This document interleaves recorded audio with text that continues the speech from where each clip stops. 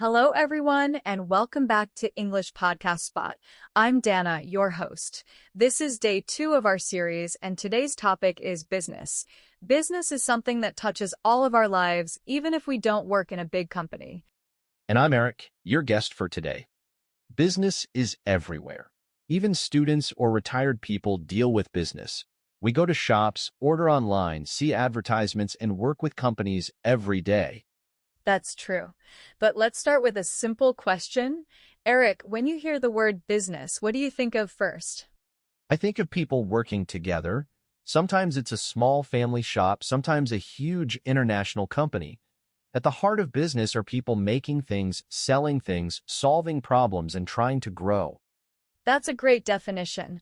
Listeners, what about you?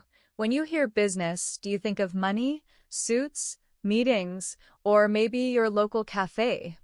Nana, I remember when I was in Italy, I met a family that ran a small bakery.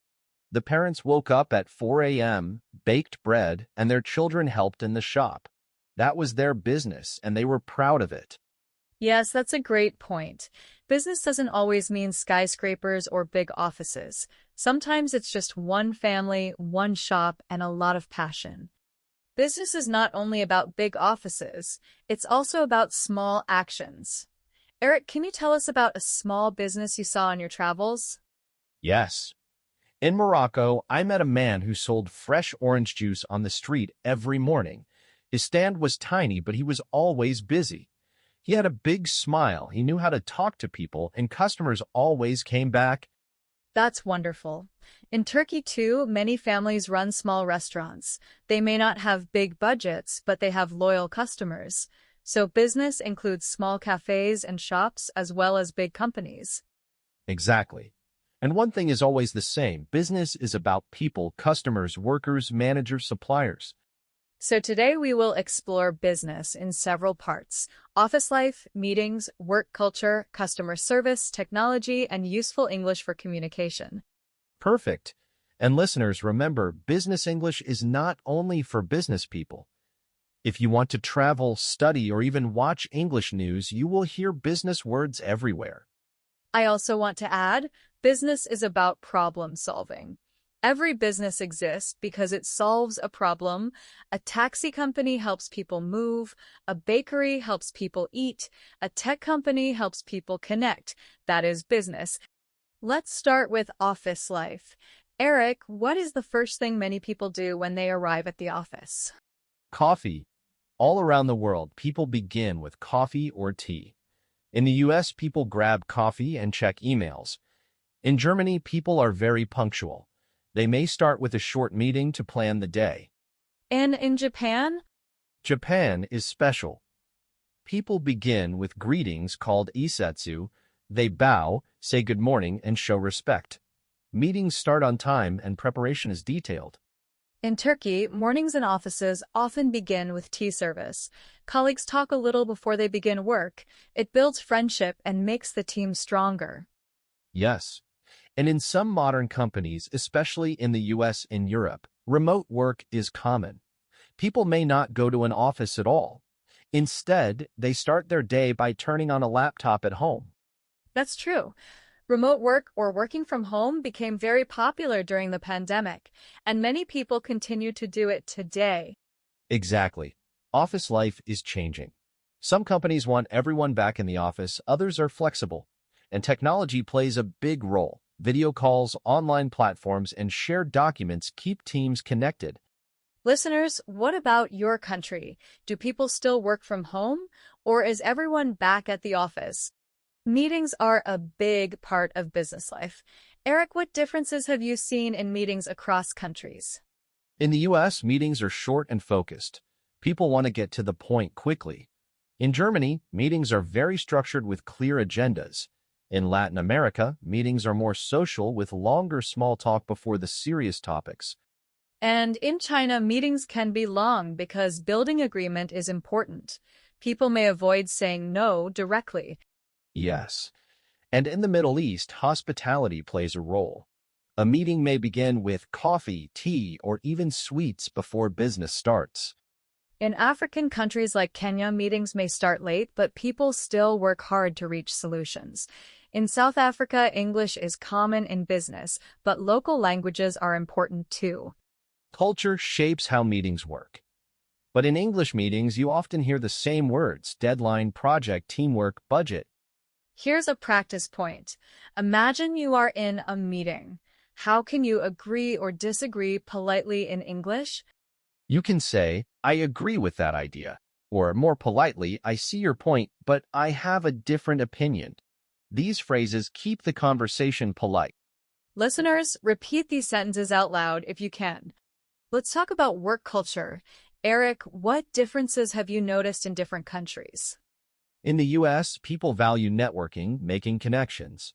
In Japan, group success is more important than individual success. In France, lunch breaks are long and social. In South Korea, people work long hours, and after-work dinners with colleagues are very common. In Northern Europe, like Sweden and Denmark, people focus on work-life balance.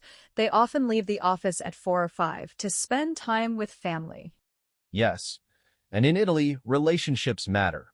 People may spend time drinking coffee together before starting business. In Brazil, energy and emotion are part of work culture. People are enthusiastic and meetings are lively. Culture shows up in small things too, how people dress, how they exchange business cards, or how fast they reply to emails. Exactly. In Japan, giving a business card is almost like a ceremony. You hold it with 2 hands and show respect. In the US, it is more casual. Just hand the card quickly. And in Canada, politeness is very important. People often use phrases like sorry and thank you in business communication. In the Middle East, relationships and hospitality are key. A business lunch can be as important as a formal meeting. Building trust is central. Listeners, think about your country. Do people usually stay late at the office? Do they eat lunch quickly, or do they enjoy a long break?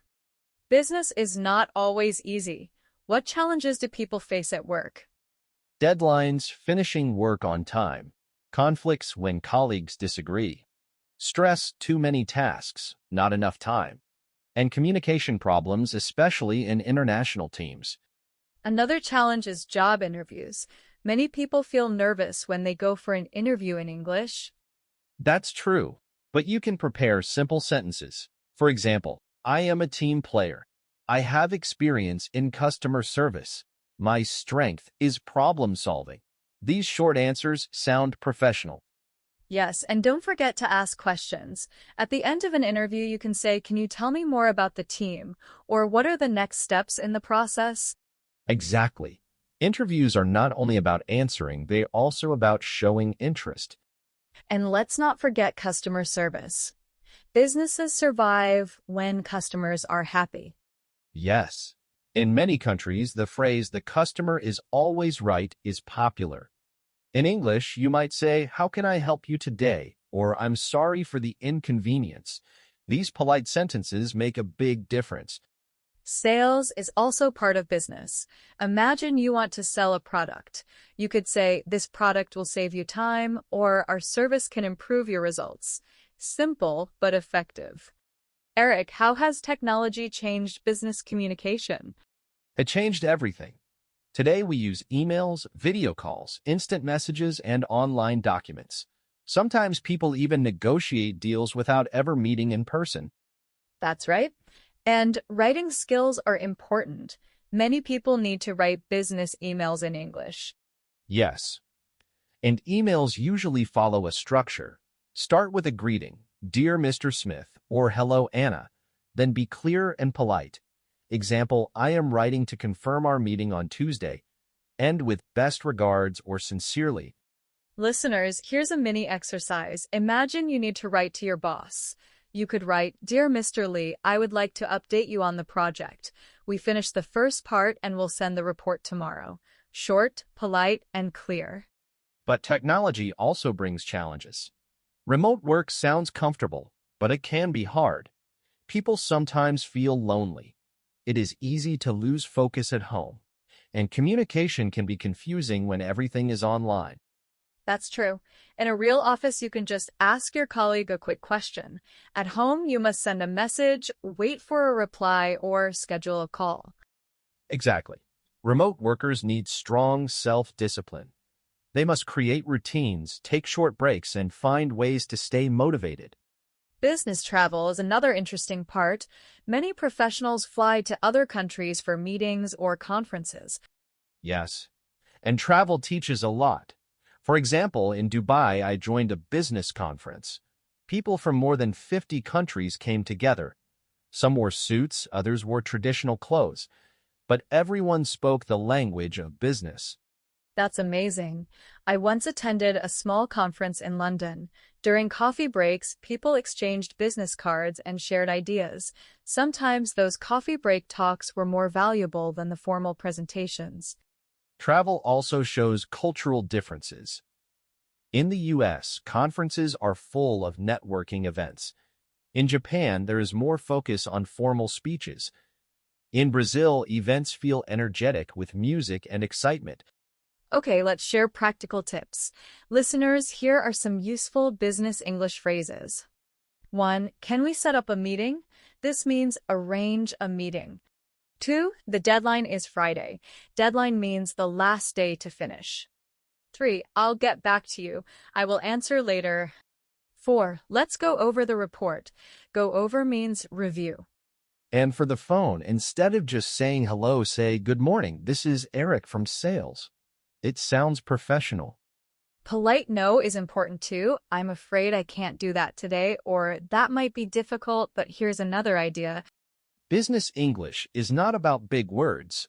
It's about clear, polite communication. Let's add a vocabulary list. Company, boss, colleague, salary, contract, customer, product, service, profit, loss, job interview, career, office, deadline, teamwork, negotiation. We can also add presentation, sales, marketing, project, client, supplier, invoice, partnership, deal, opportunity, challenge, solution, goal, balance. And let's practice them in sentences. Our company signed a new contract. The client asked for a discount. We had a long negotiation, but finally reached a deal. More examples. I gave a presentation to the sales team. The supplier sent the invoice. We are looking for new opportunities in the market. Let's extend the vocabulary even more. Strategy, vision, mission, deadline extension, promotion, teamwork, conflict resolution, leadership, motivation, efficiency, productivity. Practice with them. Our company's vision is to grow internationally. The manager gave me a promotion last year. Didn't get good motion last year. Teamwork improves productivity. Good leadership helps solve conflicts. Excellent. The more words you know, the easier it is to join business conversations. So today we explored business, small shops, big companies, office life, meetings, culture, customer service, technology, travel, and useful phrases. We learned that business is about people, how they work together, and how they communicate. Listeners, your challenge this week: describe your workday in English. Use words like meeting, deadline, report, and balance. And remember, you don't need complicated English. Simple, polite sentences can make you sound professional. Before we finish, since you're watching on YouTube, please like this video, subscribe to the channel, and share it with a friend. Your support helps us grow. Thank you for joining us. We love reading your comments about your business routines. This has been English Podcast Spot. I'm Dana, Eric has been our guest, and we'll see you in the next episode. Until then, keep practicing and keep exploring the world through English.